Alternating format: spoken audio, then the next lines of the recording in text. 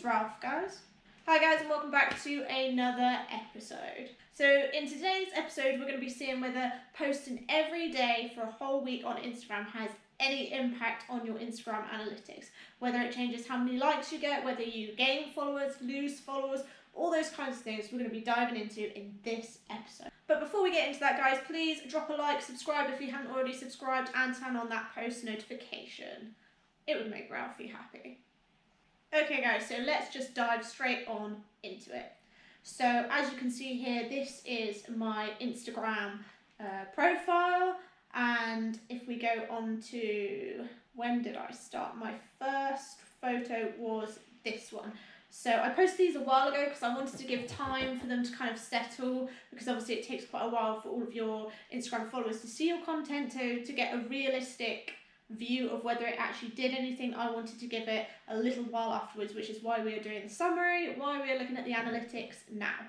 So as you can see, this is the first photo I posted, and it was on September the 9th, and then I did one on the 10th, 11th, 12th, 13th, actually I did two on the 12th, 13th, 14th, 15th, and that is it.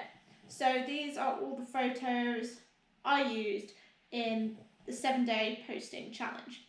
So for those of you that don't know, if you have an influencer profile or if you have a business profile, you can get something called Insight on your Instagram profile. What this does is it gives you loads of cool analytics, loads of data basically, all about your profile. So this can be anything from your growth to the top cities, the top countries where all of your followers come from, the age range, and then the gender. So as you can see, the majority of my following is from women aged between 25 to 34, and the majority of those come from the United States and the United Kingdom. But now this is the bit where we want to look at. So you go onto your content, your shared content, and you can see all of the posts I've put up, and it gives you lots of data. So if you go on this bar here, you can select which metric you want to look at. So it's everything from comments, if they click on your emails tab, how many followers you gained from that post, how many likes, how much post interaction, profile visits. So if they clicked on an image and then they went and clicked on your profile directly afterwards, this would tell you all of this kind of information. So first, let's look at reach. So reach is something that basically how many people have seen the photos. So the one that did the best was it was a photo of me and my partner and a dog that my parents were looking after at the time. We took him out for a walk. So this one was the highest reach, so basically the highest amount of views. There was just under 7,000 people viewed that image. The next highest one was this one of me just posing. I'm trying to remember what other photos I did in the challenge. Oh no, I beg your pardon. That one wasn't part of the challenge. It was one that was really similar. It was that one. So that one didn't do very well for views. I think the least viewed one in the challenge was this one, which was me in a dress, which quite surprised me because obviously, one, that's very different style of content to what I normally do, so it doesn't surprise me. But equally, I was showing quite a different side to myself. Obviously, I was wearing a dress, which is very different to what I normally wear. So I wondered whether that would have increased comments, therefore increasing the overall views that I got. But this didn't happen, so that was my least viewed picture. The next least viewed one was this one, which was of me and my partner. This was taken at her birthday when we went to Brighton. Really nice picture. But yeah, the top one, the favourite one, was this one of me and my partner and the dog, which was quite a cute photo, to be fair.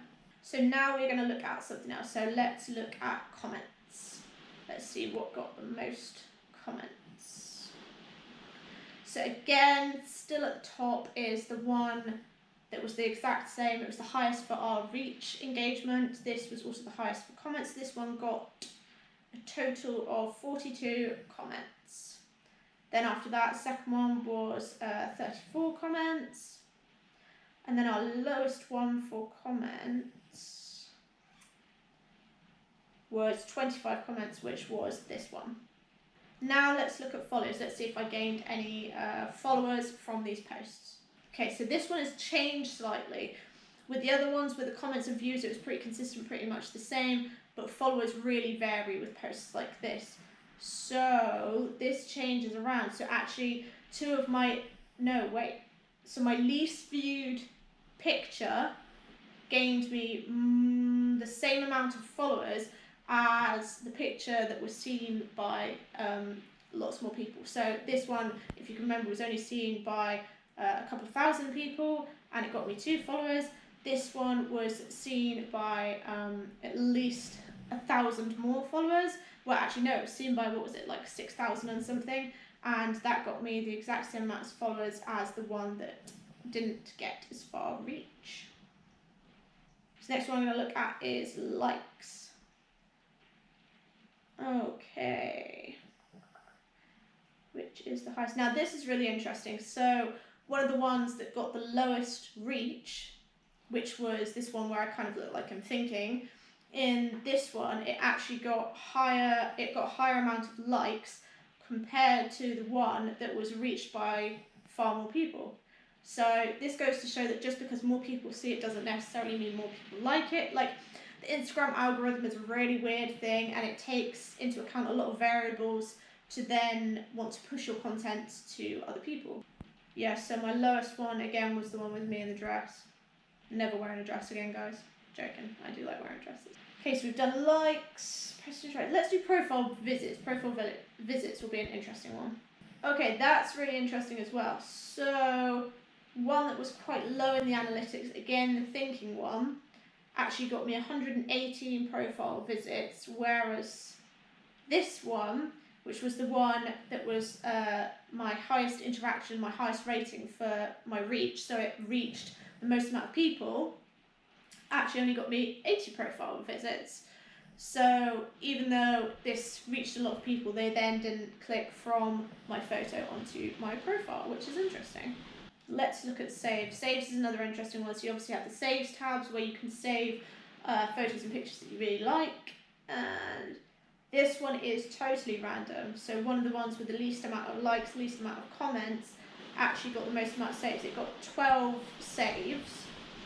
Whereas my most popular photo, again this one, only had 9 saves along with the thinking one, which is really interesting. This is all of the sort of metric data that is the most interesting and the most relevant to me, because obviously it's got things like video views and website taps. Well, obviously I don't have a website on there, so that's not really relevant to me. I wasn't looking to get emails, I wasn't looking to get call button taps, so that kind of data isn't really relevant to me. So to summarise, I would have said it got me, hang on, let's go on to followers.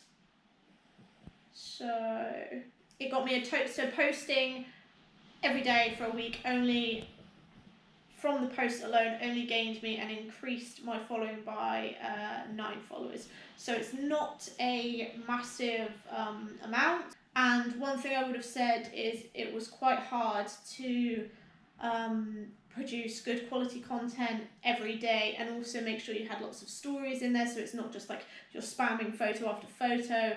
It's you actually have relevant and variety of content on your Instagram page. That was really hard, so I probably wouldn't, with this experiment, I don't think I'd ever post every day ever again, just because one, it comes across quite spammy, because I reckon I lost quite a few followers actually from this because they were getting annoyed with the amount of pictures coming up on their feed. Stories is something else because they can choose whether or not to click on it, they can choose whether or not to see it, but if they're constantly seeing your face on their kind of news feed as they go through, I think this would irritate them a bit. So I think although I gained about 9 followers, I don't think this is something I would ever do again, because I think it risks you losing more followers than the ones that you gain. Also, I would have said the quality of content I put out, some of the photos were old ones that I just hadn't posted yet, which was fine, but I was towards the end starting to get a bit stressed of what kind of photos I would post, because I was starting to think, oh god, I'm running out of photos, I'm going to have to take something that's a bit rushed, and therefore it's not going to be the best quality and it's not really going to be worth it. Anyway guys, I hope you enjoyed this video. I know it's very different, and the kind of videos I've been producing recently have been really random in their themes, but I'm testing a lot of different things and seeing what kind of style of content I like the most, whether I prefer sit down videos like this where I plan something and I do like a trial for a week and then I report back my findings to you guys, whether I prefer things like vlogs, unboxing videos, all that kind of good stuff. So you'll have to bear with me whilst I find my sort of jam and what kind of things I like posting on here, because at the moment I am just trying a bit of everything and seeing what I like the most. But as always, thank you guys for watching. If you made it this far, then please drop a like, drop a comment below so I can say thank you to you guys in person. And as always, I will see you in the next video. Bye guys.